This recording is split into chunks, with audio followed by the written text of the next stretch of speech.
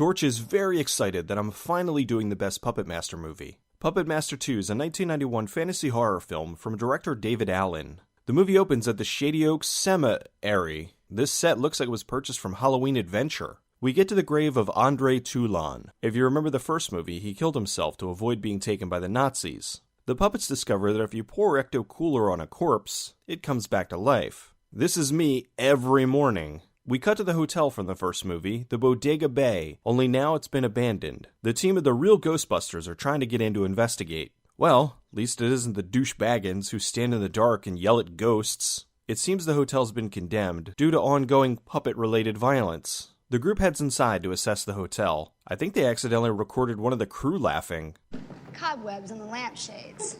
All right. Any ghosts in there? Buck Flower? It's been far too long since you graced my presence, good sir. Matt's setting up an electric fence to keep the coyote out. I sure hope he doesn't whiz on it. Camille's lost trying to find the hotel and asks Matt and Martha for directions. Are there any Satanists in the area? Oh, you must be looking for William Shatner and Ernest Borgnine. They're just up the road. The ghost hunters are Carolyn, her brother Patrick, Lance, and Wanda. Apparently Alex went crazy after the first movie, and they're there to find out why. What we call reality is the illusion. Did Camille just teleport in? Camille's a seer who's there to talk to ghosts. Camille tells them a great evil lurks in the hotel. The taint. The taint? Meanwhile, in another part of the hotel, a new puppet's being built. Camille saw two of the puppets, so she's leaving. Well, she goes to leave, but the puppets kill her. I could have lived without seeing that. What did they film this on, a napkin? This movie was not sponsored by Miller Genuine Draft. Wanda isn't very subtle. Couldn't sleep. Every little sheep that jumped over the fence landed under a horny ram. They notice Tunneler heading into Patrick's room, but they don't make it there in time. Lance dissects the puppet. Hey, maybe you should put the research on hold and call the hospital about your brother? Or just leave him in the freezer for now. The next day, they're going over the camera footage when...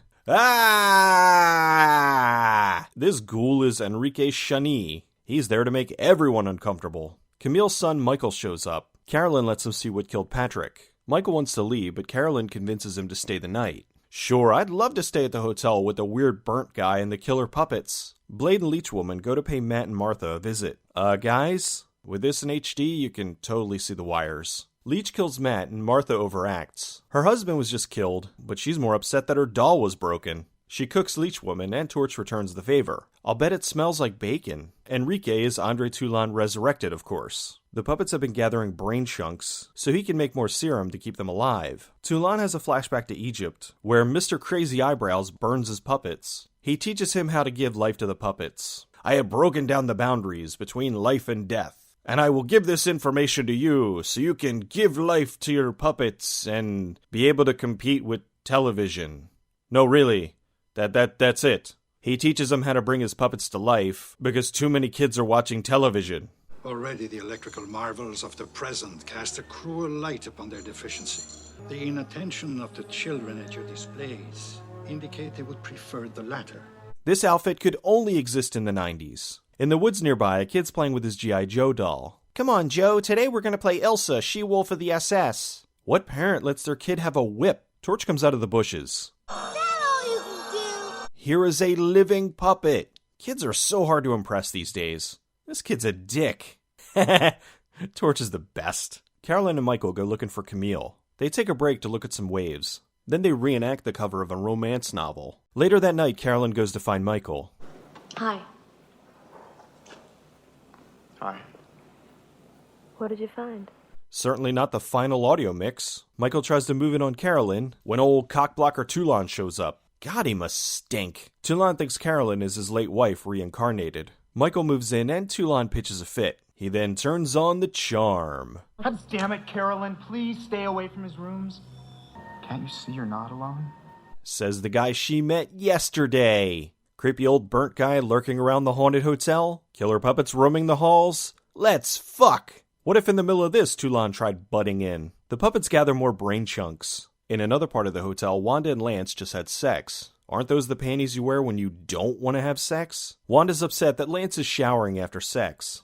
No, it's okay. I'm used to guys hosing off afterwards. Why is that even an issue? Maybe he doesn't want to peel his junk off his leg like a fruit roll-up tomorrow. Also, both couples had sex tonight. Didn't your friend just die yesterday? Stupid jerk takes a shower. Hope a puppet kills him or something. Oh shit, I didn't mean it. Carolyn wakes up and isn't it supposed to be night? It's all dark, but then she looks outside and it's clearly afternoon. She breaks into Toulon's lab. Maybe you should put on something besides a nightie while you're skulking around the hotel. She's looking around and finds the most horrifying thing ever. Dead eyes? Lifeless expression? This must be one of the Kardashians. Toulon catches her and tells her his plan. He's going to use the serum to put their spirits into the puppets so they can live forever. They did this to the Burger King, didn't they? My real name is... Toulon! Yes, everyone figured that out already. Torch tries to kill Michael, but he gets away. Toulon wraps her in a centuries-old mummy wrap. That thing's pretty clean for being previously wrapped around a corpse. You cannot imagine what it was like.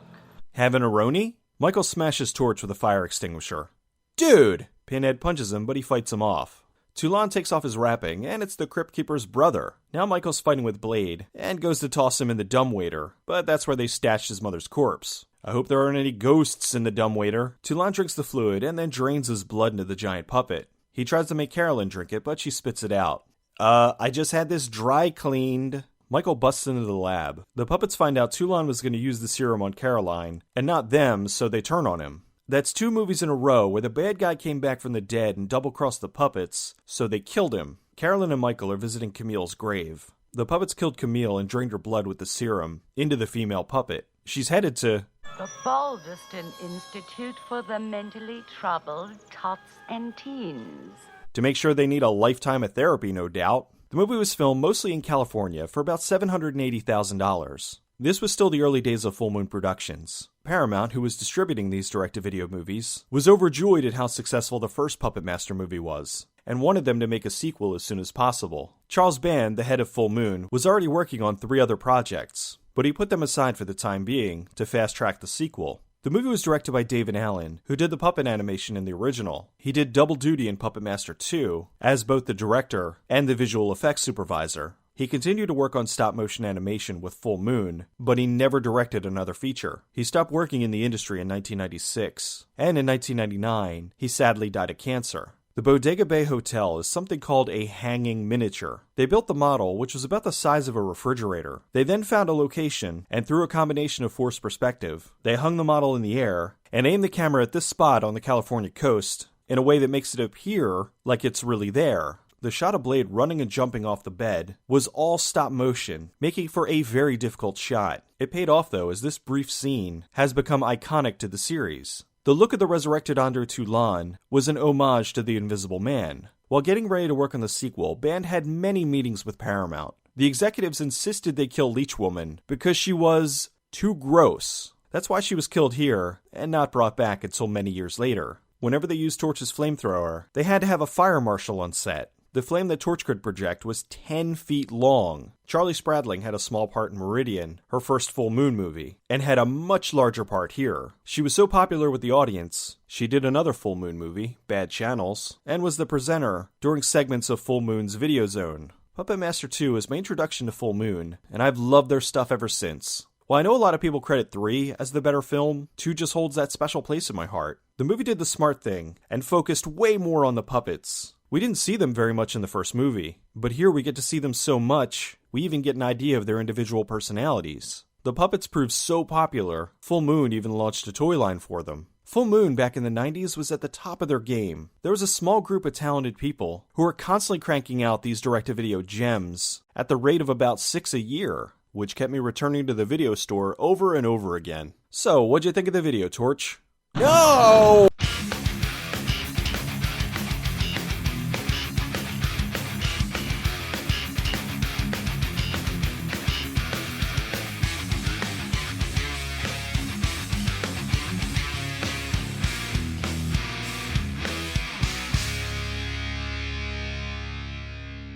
The time I want to feel somebody tossing and turning in bed is when I'm helping them.